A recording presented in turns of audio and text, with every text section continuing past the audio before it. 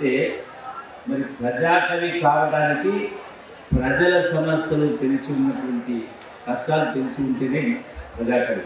మరి అలాంటి సామాన్య ప్రజల ధిక్కార స్వరం కాళోజీ గారు ప్రజాకవి. ఒక గొప్ప తత్వవేత్త కూడా. ఎందుకంటే నిర్భయంగా నా గొడవ అనే పుస్తకాన్ని రచించి ముందు జరిగింది.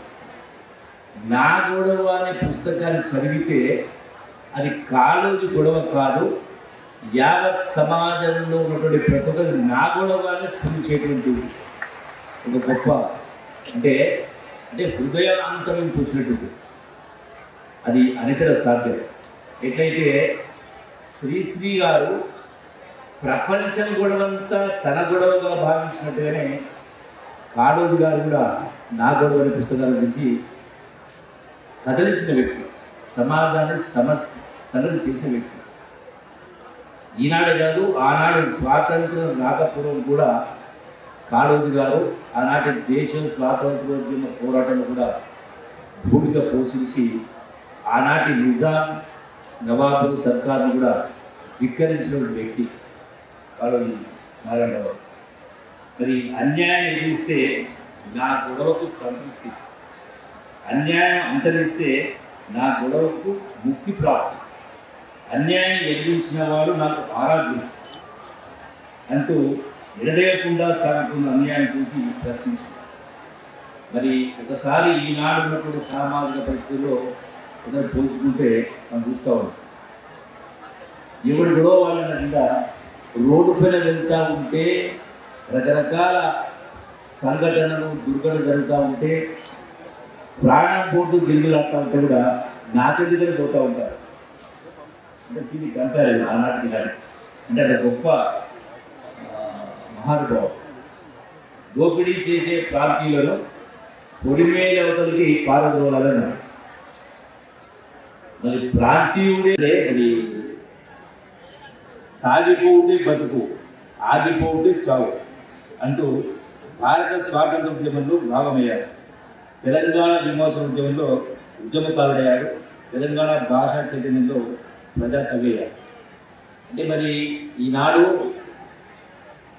నిజమైనటువంటి నివాళి కాళోజీ గారికి అర్పించాలంటే కాళోజీ గారి ఆలోచనలు, కాళోజీ గారి మాటలు, కాళోజీ గారి జీవన విధానాన్ని మనం అనుసరించినప్పుడే, అందిపుచ్చినప్పుడే కనీసం అందులో ఒక్క శాతం ప్రతి మనిషిలో కూడా ఆ ఆలోచన స్ఫురిస్తే ఈ సమాజంలో ఈ దుర్మార్గాలు ఉండవు, దుర్ఘటనలు ఉండదు, ఏది ఉండదు. మరి నిజంగా నివారించాలంటే ప్రతి ఒక్కరు కూడా అది కనీసం 110 సంవత్సరాలైన వారు జన్మించి అంటున్నారు. మరి నిజంగా నివారించాలంటే ఎట్లయితే ఒక పాట ద్వారా అందశ్రీ గారు మాటల ద్వారా రచనల ద్వారా కాళోజీ గారు ఎట్లయితే ఆ యొక్క స్ఫూర్తిని నింపే ప్రయత్నం చేసిందో ఈనాడు మరి అటువంటి వారు ఆశించినటువంటి ఫలితం రావాలన్నా తెలంగాణ రాష్ట్ర సాధన కోసం వందలాది మంది బిడ్డలు ప్రాణత్యాగాలు చేశారు. వాళ్ళు కూడా అందరిలాగా బతికే వాళ్ళే.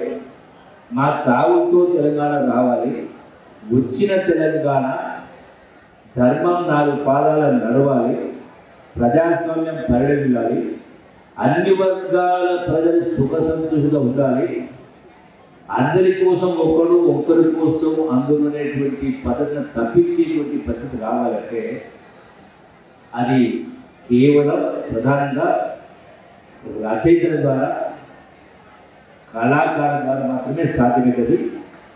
మరొక ఉద్యమం రావాల్సిన అవసరం ఉంది. ఆ ఉద్యమానికి స్వీకారం చుట్టాల్సింది రచయితలే. కాబట్టి ఈనాడు నా శాఖలో టూరిజంతో పాటుగా, ఎక్సైజ్తో పాటుగా సాంస్కృతిక శాఖ, కల్చరల్ శాఖ. సాధారణంగా కల్చరల్ శాఖ అంటే, కల్చరల్ మంత్రి అంటే ఆట పాట డ్యాన్స్ల మంత్రి అనుకుంటారు. అవునా? అంటే సాధారణంగా స్ఫూర్తించేది అందరికీ అందశ్రీ గారి వినాలి. అయితే కల్చర్ అంటే సంస్కృతి అంటే ఆటపాటనే కాదు, సంస్కృతి అంటే జీవన విధానం. జీవన విధానం, ఈ జీవన విధానం అనేది అన్ని రంగాలకు వర్తిస్తుంది, అన్ని వర్గాలకు వర్తిస్తుంది. ఈ సంస్కృతి ఈ జీవన విధానం ధ్వంసమైంది కాబట్టి ఈనాటి చాలా అనర్థకాలకు మూల కారణం ఈ సంస్కృతి అనేది లోపించింది. కాబట్టి మళ్ళీ పునరుద్ధరించాల్సిన అవసరం ఉంది. కాబట్టి ప్రజలను సంఘటిత శక్తిగా మారాలి. చాలా సమస్యలకు మూల కారణం అది చదువైనా, అది ఉద్యోగులైనా, రాజకీయ నాయకులైనా, యువత అయినా, రైతాంగమైనా అందరూ కూడా ఇలా కాళోజీ గారి రచనల్ని మనం స్ఫూరించుకుంటూ ఆ ఆలోచన విధానాన్ని అవలంబిస్తే సగం సమస్యలు కాదు 90% సమస్యలు పరిష్కారం అయితే అది సాధించడం కోసమే కల్చరల్ శాఖ ద్వారా ఆ ప్రయత్నం మొదలుపెట్టడం కోసం. ఎంతవరకు సాధిస్తామనేది different issue question, but at least begin అనేది కావాలి. కాబట్టి మా సాంస్కృతిక శాఖ ద్వారా, కల్చరల్ శాఖ ద్వారా వీలైన త్వరలో కవులు కళాకారుల సమావేశం ఏర్పాటు చేసి ముఖ్యమంత్రి గారి ఆధ్వర్యంలో ఆ కార్యక్రమం ఏర్పాటు చేసి